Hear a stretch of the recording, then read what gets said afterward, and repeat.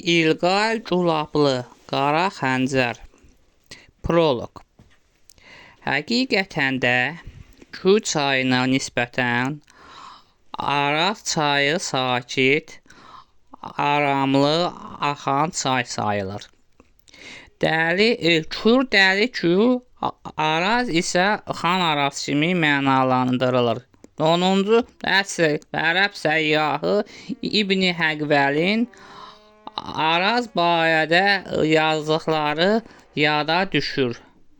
Daraz çayının suyu şirin, ləzzətli və yüngüldür. Və bu çay çox faciələrə, ölümlərə, itimlərə şahid olub. O gün təpədən dırnağa silahlanmış çox saylı əsgərlər hər yerdə onları axtarırdılar. Qarlı və soyuq dekabr ayı idi. Hərbi forma geyinmiş əsgərlər qarın içində güclə yeriyirdilər. Gecə saat 2-3 olaydı. Göz görmürdü. Əsgərlər əllərində fənərlə gəzirdilər. Onların yanlarında boyunlarından zəncirlənmiş 10-15 itləri də var idi. Bu itlər təlim görmüş, həm də insanı parçalaya biləcək gücdə olan itlər idilər. Birdən əsgərlərdən biri qışqıraraq dedi: "Doradadırlar, qaçırlar."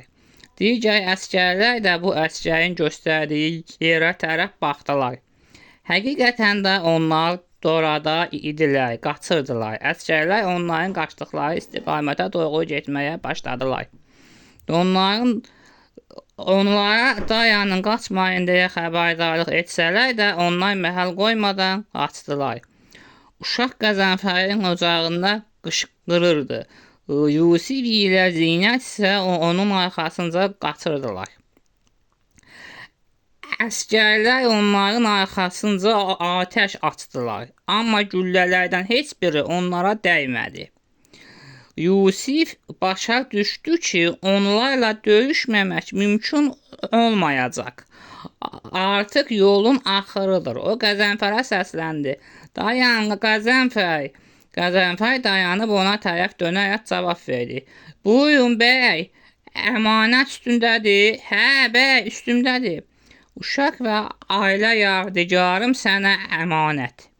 Tez qaç, get, bizi gözləmə, baş üstə bəy." O qaçaraq gözlərdən itdi. Daha sonra Yusif cibindən bir tapança çıxartdı.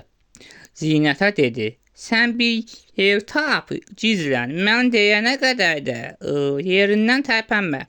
Mən onlarla vuruşacağam." "Baş üstə bəy." Zinət gedib kiçik bir ağacın dibində yer tapıb gizləndi. Yusif isə kolluğun dibində dayanıb əsgərlərə güllə atmağa başladı. O yaxşı nişançı idi. Sərras atəşlər açaraq bir neçə əsgəri yerə sərdi. Onların bəziləri elə yerindəcə öldülər, bəziləri isə yaralandılar. Nəhayət onların gülləsi qurtardı. Bu vaxt əsgərlərin komandiri ona səsləndi: "Yusif bəy, qanun naminə təslim ol." Yusif əlindəki silahı komandiriyə tuşlayaraq ayağa durub onun üzərinə yeridi. Bunu görən əsgərlər 5 atılan tüfənglərlə çavuşun əmri ilə hamısı birdən ona atəş açdılar.